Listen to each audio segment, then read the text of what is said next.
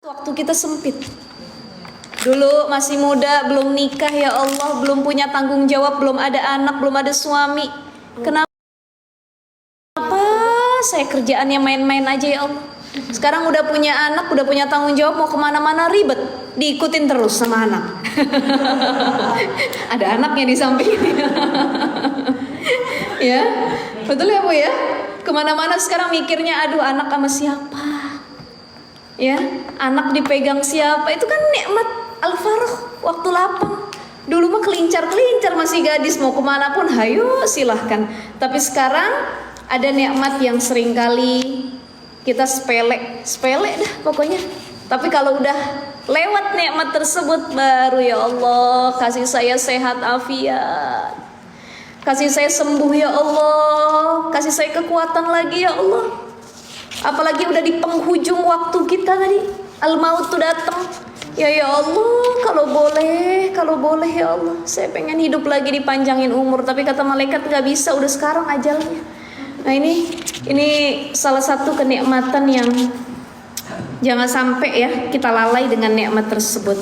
Baik, hadis yang keempat, Ar-Rabi'u, hadis yang keempat, an Aisyah radhiyallahu anha. Dari Aisyah. Siapa Aisyah? Istri Nabi sallallahu alaihi wasallam. Beda Aisyah sama Asyah. Kalau Aisyah adalah istri Nabi, ya. Kalau Asyah istrinya Fir'aun, tuh kepleset dikit salah gitu ya posisinya takutnya. Dari Aisyah radhiyallahu anha, dari istri Nabi ya, Aisyah radhiyallahu anha, anna Nabi sallallahu alaihi wasallam, kata Aisyah bahwasanya Nabi SAW kana yaqumu minal laili hatta tatafattara qadamahu. Nabi SAW itu tiap malam itu bangun malam, tapi bukan cuma buang air kecil Bu. Bangun malamnya wudu, menghidupkan malam dengan sholat malamnya, hatta tatafattara qadamahu, sampai kaki Nabi itu bengkak. Masya Allah. Jadi sholat Nabi tuh sampai kakinya bengkak. Kita pernah nggak sholat malam sampai bengkak kaki kita? Oh, enggak ya? Oh, enggak. Ya paling bengkaknya itu tadi asam urat ya Bu ya. Karena pengapuran dan lain sebagainya, sakit bangun malam. Tapi tidak dengan Nabi. Nabi ini bengkaknya karena benar-benar malamnya itu diisi bukan dengan tidur, bukan dengan bermimpi seperti kita, tapi dengan apa? Dengan sholat sepanjang malam. Fakultu, kata Aisyah bilang gini, fakultu, maka aku mengatakan lahu kepada Nabi, lima tasna'u hadha ya Rasulullah. Ya Rasul, kenapa engkau lakukan ini wahai Rasul? Kenapa sih seberat ini yang engkau lakukan? Emang tuntutan jadi Rasul tuh berat ya? Emang jadi Nabi tuh harus kayak gini tiap malam ya? Lima tasna'u hadha ya Rasulullah. Terus kemudian kata Aisyah bilang, wa qad ghafarallahu laka ma taqaddama min dzambika wa ma ta'akhkhar. Ya Allah Nabi, kok sampai kayak gininya sih engkau menghidupkan malam dengan ibadah? Bukannya engkau udah diampuni dosanya sama Allah, kata Aisyah. Baik dosamu yang terdahulu, ma taqaddama min dzambika wa ma ta'akhkhar. Ya. Jadi dosanya yang akan datang ataupun yang terdahulu itu udah diampuni, kata Aisyah radhiyallahu anha. Kenapa engkau masih kayak gini ibadahnya, memberatkan diri sendiri? Qala, maka menjawab Nabi sallallahu alaihi wasallam, afala uhibbu an akuna 'abdan syakura. Bukankah aku pengen diakui sebagai hamba yang bersyukur? Nabi itu Bu udah jadi kekasih Allah, maksum, gak punya dosa. Semua yang Nabi doa keluar dari lisannya dikabul sama Allah. Apapun yang Nabi minta nih dikabul pasti sama Allah. Ini udah hamba pilihan nih, ya. Kemudian lagi udah dijamin sama Allah masuk surga. Kita yang hadir sekarang duduk di majelis ilmu Husnul Khatimah udah punya tiket surga apa belum? Ibu-ibu belum ya? Belum ada yang punya ya? Kira-kira ada yang jual nggak nih tiket surga? Nggak ada. Kalau ada saya mau juga beli ya. Tapi nggak ada yang jual tiket surga. Karena surga itu pemberian Allah Subhanahu wa ta'ala atas dasar redonya Allah kepada hamba. Allah udah redho sama Nabi, dikasihnya redho tersebut plus surga dan kenikmatannya udah dijamin. Pokoknya Nabi Muhammad kalau nanti wafat ya setelah wafat masuk alam akhirat, itu udah dijamin Nabi Muhammad pasti masuk surga. Belum seperti kita. Kita belum ada jaminan. Nabi yang udah ada jaminan, dia yaqumu minal laili hatta tatafattaru qadamahu, udah dijamin masuk surga, udah diampuni dosanya, kata Allah, apapun dosanya pokoknya diampunin. Tapi Nabi masih memberatkan dirinya, masih bersungguh-sungguh tadi Bu, mujahadah tadi dengan bangun malam. Kita belum ada jaminan, belum ada yang ngasih tiket ke surga, ya. Kemudian lagi kita belum diampuni dosanya. Kira-kira udah diampuni apa belum dosa kita sama Allah? Belum tahu nih, gak ada yang bisa jamin juga. Tapi apakah tiap malam kita bangun sholat malam dan ibadah kita kesungguhannya seperti Nabi? Kira-kira kita ngidupin malam seperti Nabi atau tidak Bu? Belum ya? Belum ya? 2 rakaat aja cek orang Sunda nama pangpelitna. Berat banget kayaknya tuh bangun malam tuh, ya. Tapi Nabi Masya Allah yaqumu minal laili hatta tatafattar, sampai kakinya bengkak, sakit, lecet nggak apa-apa. Saking Nabi cintanya menghidupkan malam dengan ibadah tersebut. Jadi di sini apa jawaban Nabi? Afala uhibbu an akuna 'abdan syakura. Bukankah aku pengen jadi hamba yang bersyukur? Ya, diakui jadi hamba yang bersyukur. Jadi cara bersyukur, berterima kasih Nabi kepada Allah itu dengan tadi sholat malam sampai kakinya bengkak. Terus cara syukur kita sama Allah gimana Bu? Harta kita dikasih, pasangan tampan kita dikasih, anak-anak yang banyak kita dikasih, kesehatan kita dikasih. Kalau doa, banyak doa kita yang dikabul sama Allah. Dosa kita pun mudah-mudahan insya Allah udah diampuni sama Allah. Udah banyak hal yang Allah kasih nih buat kita nih. Udah kita rasain nih banyaknya nikmat Allah, ya. Tapi kita sulit untuk bersyukur, sulit. Bagaimana cara bersyukur? Kata Imam Al-Ghazali, pertama orang yang bersyukur lisannya gemar atau selalu mengucapkan alhamdulillah, alhamdulillah, alhamdulillah ala kulli hal, alhamdulillah wa syukurillah walillahil hamd, hada min fadli rabbi, alhamdulillah ya Allah. Tuh setiap keadaan ngomongnya alhamdulillah terus. Dikasih sehat, alhamdulillah. Lagi sakit, alhamdulillah. Itu ciri orang yang bersyukur. Jadi lisannya nggak pernah lepas dari kata alhamdulillah, alhamdulillah, alhamdulillah, alhamdulillah, alhamdulillah. Subhanallah, alhamdulillah, wala ilaha illallah, wallahu akbar. Kita naik mobil, buka kaca, lagi hujan-hujan nih. Alhamdulillah ya Allah, biar mobil saya nggak mewah-mewah bener, yang penting punya mobil. Kesian yang naik motor kehujanan pada. Tuh. Yang naik motor dia bilang alhamdulillah. Dia tengok ke sampingnya, alhamdulillah ini motor masih digas, nggak capek kaki kita ngayun ya. Coba yang naik sepeda, capek kakinya ngayun sepeda. Kata yang ngayun sepeda, alhamdulillah ya Allah masih punya sepeda, biarpun kaki kadang-kadang pegel ngayunnya nih. Kesian yang jalan kaki.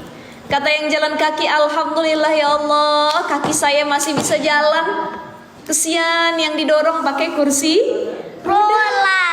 Kata yang di kursi roda, alhamdulillah masih bisa didorong ya Allah, masih bisa duduk, masih bisa jalan keluar, biarpun didorong-dorong. Kesian yang udah gak bisa duduk, tiduran di tempat tidur. Kata yang tiduran di tempat tidur, alhamdulillah ya Allah saya masih hidup ya Allah.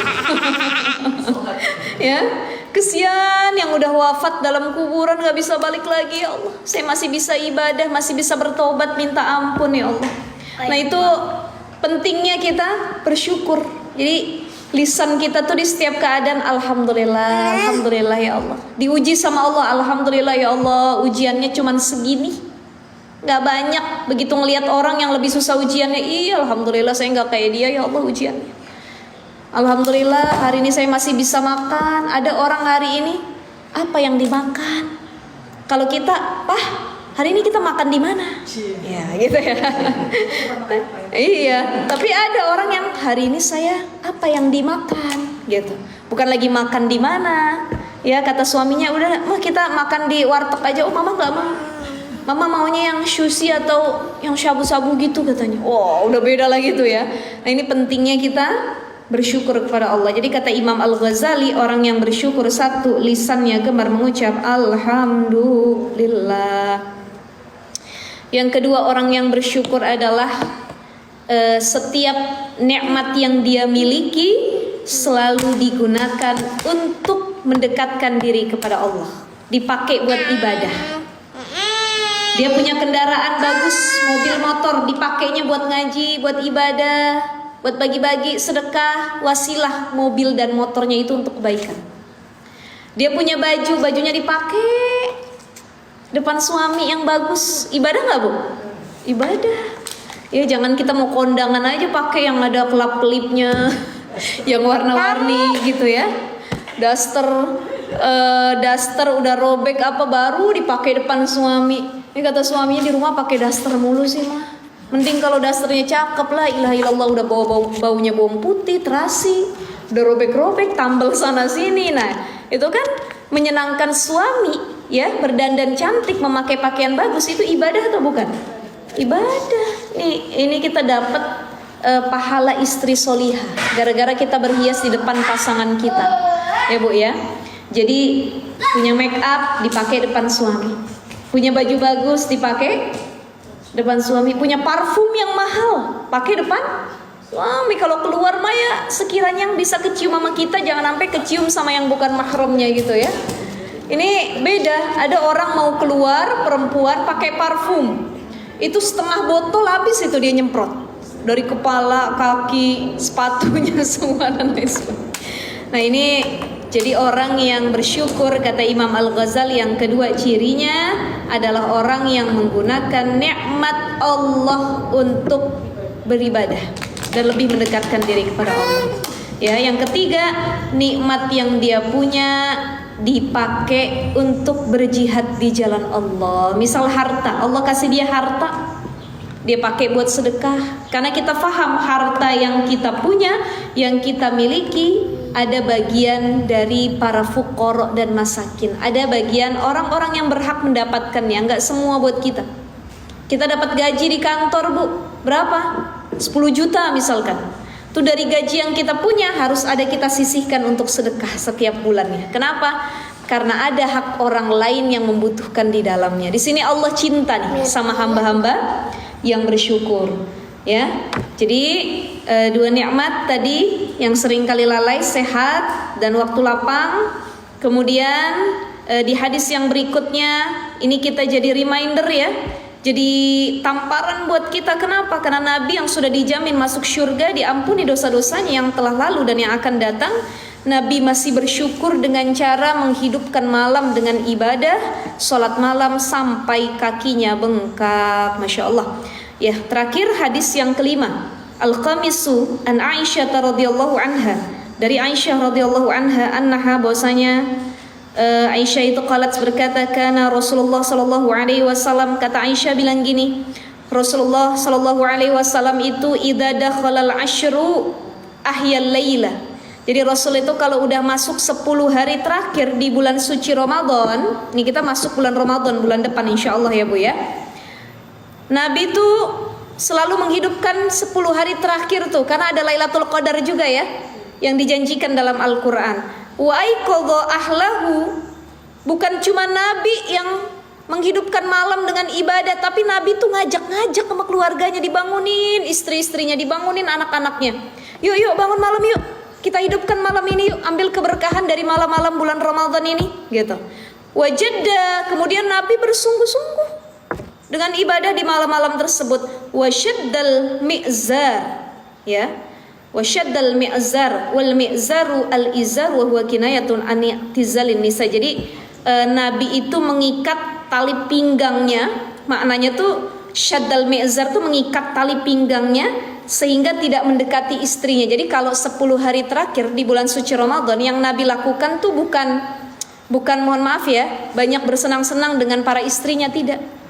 Tapi Nabi malah menahan dirinya untuk tidak mendekati para istrinya dan lebih memilih untuk menghidupkan malam dan mengajak para istrinya juga beribadah di malam tersebut. Jadi Nabi tahajud, Nabi sholat malam, istrinya dibangunin semua. Nabi baca Quran, istrinya juga disuruh semua, sama para anak-anaknya, keluarganya semua ya. Itu yang Nabi lakukan.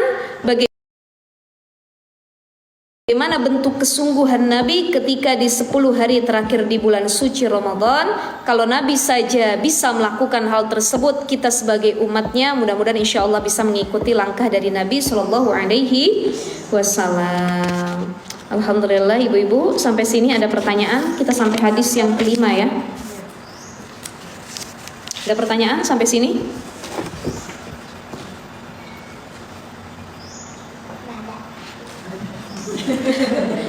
Dia yang jawab. Silahkan ibu-ibu.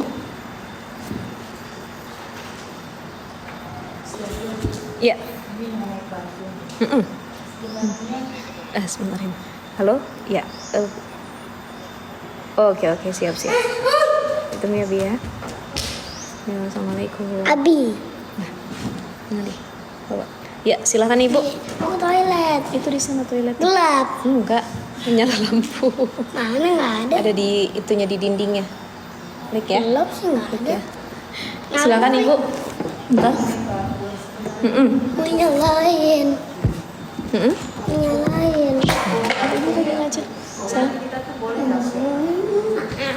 Terkait dengan parfum, boleh nggak kita pakai parfum? Boleh. Silahkan. Jadi kan innallaha jamil yuhibbul jamal. Allah itu indah dan suka terhadap hal-hal yang indah, termasuk yang wangi-wangi itu. Ya. Itu kan disunahkan. Cuman sebagai perempuan, sebenarnya mau laki-laki ataupun perempuan, kita harus tahu batasan pakai parfum. Dan kalau beli parfum tuh jangan yang nyengat, yang kalau kita jalan tuh sampai itu terlalu strong ya. Jadi semua tuh bisa kecium. Yang tadi saya bilang sudah pakainya berlebihan, wanginya berlebihan, kemudian menjadi fitnah bagi yang bukan mahram. Jadi kalau kita perempuan, khususnya perempuan ini kan sumber fitnah ya Bu ya. Keluar rumah tuh pakai parfum sekedarnya aja. Sekiranya bisa menghilangkan bau yang kita rasakan, itu boleh. Nah ada orang yang berpikiran, mohon maaf ya, ada orang yang berpikiran haram pakai parfum buat perempuan. Akhirnya begitu dia keluar rumah, mohon maaf ya, ini bau ketiaknya, bau pakaiannya, bau apek. Nah itu juga nggak disarankan begitu. Ustazah saya nggak mau pakai parfum, tapi pakaian saya itu kalau dicuci itu pakai parfum tadi, pewangi. Nah sekiranya itu sudah bisa menutupi bau yang mengganggu orang lain, silahkan. Tapi kan ada beberapa orang yang walaupun pakaiannya wangi, bau badannya ini masya Allah, ya Bu ya. Ini ada beberapa lah, ibaratnya orang-orang yang dia tuh punya bau badan yang masya Allah tapi nggak sadar diri. Ibu-ibu pernah nggak pengalaman? Ya ini kita biasanya di tempat-tempat umum ya, baik itu di komuter lain, kereta api, di busway ataupun tempat-tempat umum. Itu ada orang yang dia tuh nggak sadar dengan bau badannya itu sebenarnya ganggu orang lain. Itu dosa juga. Makanya pakai parfum, penggunaan parfum itu boleh dengan catatan tidak berlebihan dan menjadi fitnah. Jadi kalau perempuan pakai di area dalam yang sekiranya nanti nggak mengeluarkan bau yang mengganggu orang lain, boleh di area dalam ya. Atau sekarang banyak kok parfum-parfum yang satu dia non alkohol, yang kedua bahasanya apa itu? Jadi kalau parfum itu wangi atau keciumnya saat deket aja gitu. Saat deket, misalkan saya pakai parfum nih, ya saya pakai parfum. Ibu-ibu salaman sama saya, pas salaman sama saya kita cipika-cipiki baru tuh kerasa. Oh ustazah, masya Allah parfumnya wangi itu. Itu apa disebutnya bahasanya tuh ya?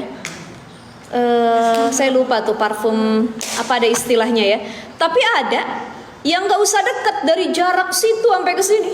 2 meter, semeter itu udah masya Allah semerbak bener. Asal dia lewat nih, ini baunya strong gitu ya. Nah itu malah nggak boleh, jadi fitnah. Apalagi kalau kita melewati laki-laki dan yang bukan mahramnya gitu ya Bu ya. Jadi nggak pakai bau juga dosa, ganggu orang gitu ya. Kemudian israf berlebihan dalam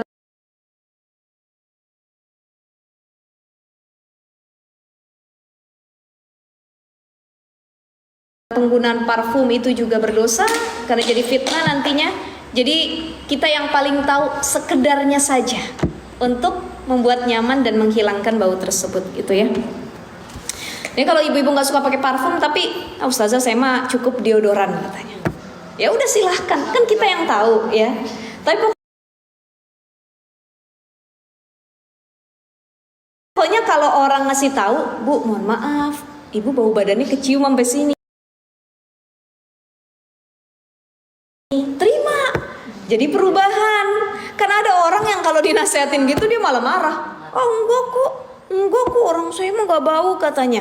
Nah itu nggak boleh juga kita seperti itu ya. Berarti kita harus lebih aware dengan kesehatan tadi, parfum tadi. Diboleh ya Bu ya, silahkan ya. Apalagi depan suami, setengah botol juga boleh. Depan suami mah ya, halal itu. Ada lagi? Ya silahkan.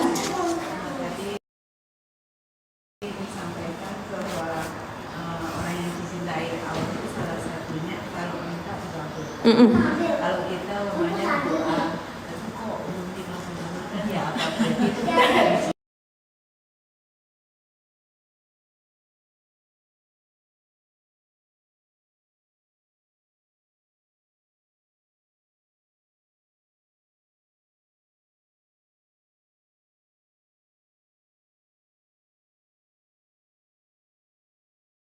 Hamba yang kaya raya nggak dikobul-kobul nih sama Allah kok.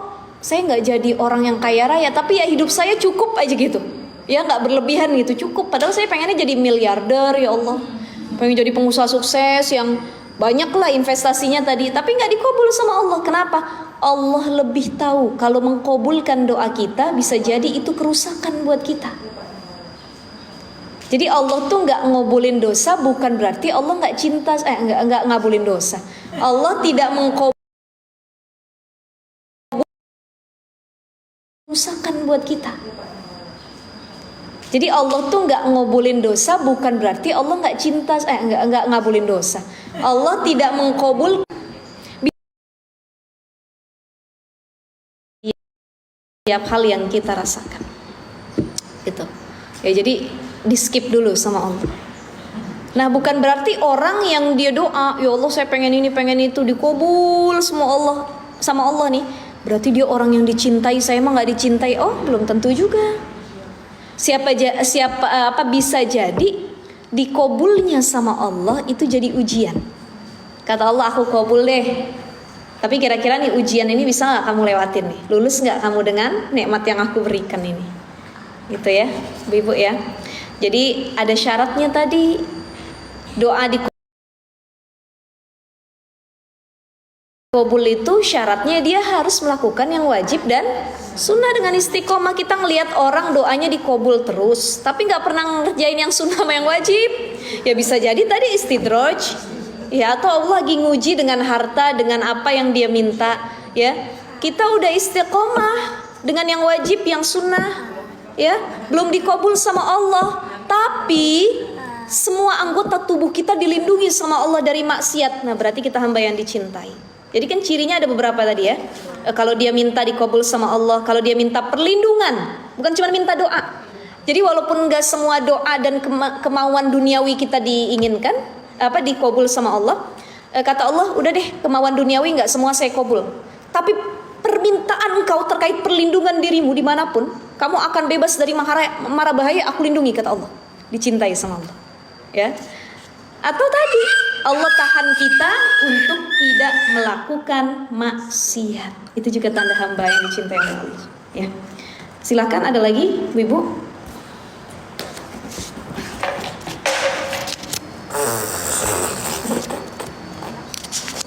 Dia udah datang ya? Belum. Coba lihat di belakang. Ada lagi ibu-ibu? Silakan. Oh lagi di tol.